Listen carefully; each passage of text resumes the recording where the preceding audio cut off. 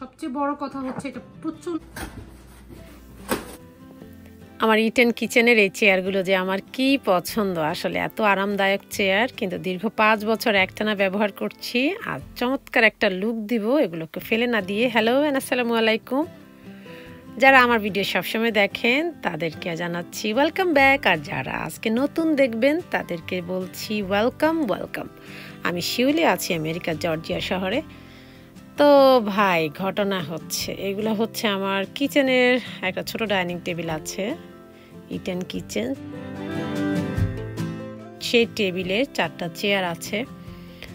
তো চেয়ারগুলোর ম্যাটেরিয়ালস আসলে fabrics materials, এত আরামদায়ক, মজবুতও বটে, কিন্তু হয়েছে কি একেবারে নিয়মিত ব্যবহার করার ফলে এগুলোর উপর আসলে অনেক অত্যাচার যায়।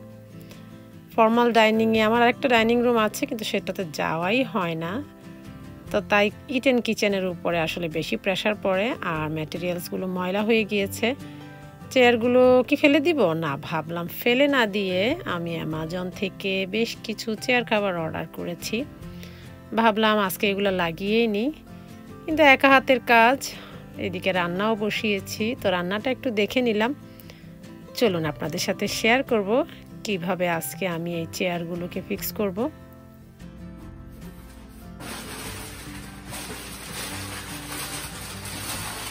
তো 4টা চেয়ারের জন্য আমি 4টা কাভারই অর্ডার করেছি। আপনাদেরকে একটা ছোট্ট টিপস বলি, যদিও হয়তো সবাই জানেন, তারপরও আমি আমার অভিজ্ঞতা শেয়ার করছি।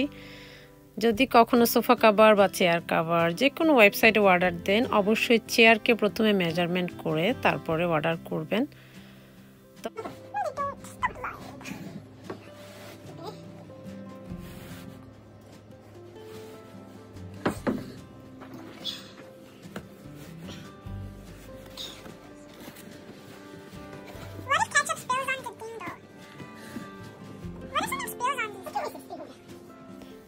যেহেতু অনলাইনে পারচেস করছিলাম, তাই একটু স্ট্রেচি ম্যাটেরিয়ালস অর্ডার করেছিলাম। কাপড়টা এত সফট আর স্ট্রেচি ছিল।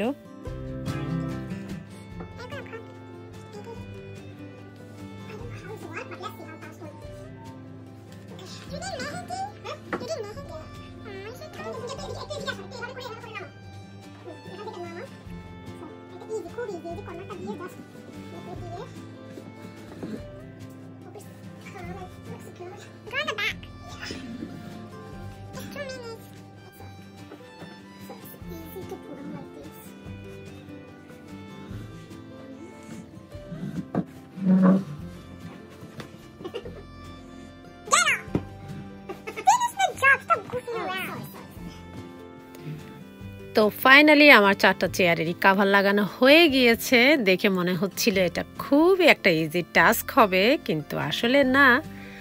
চেয়ারকে পুঙ্খানুপুঙ্খভাবে কাভার লাগাতে গিয়ে বেশ খানিকটা সময় আমার নষ্ট হয়েছে। Anyway, we done.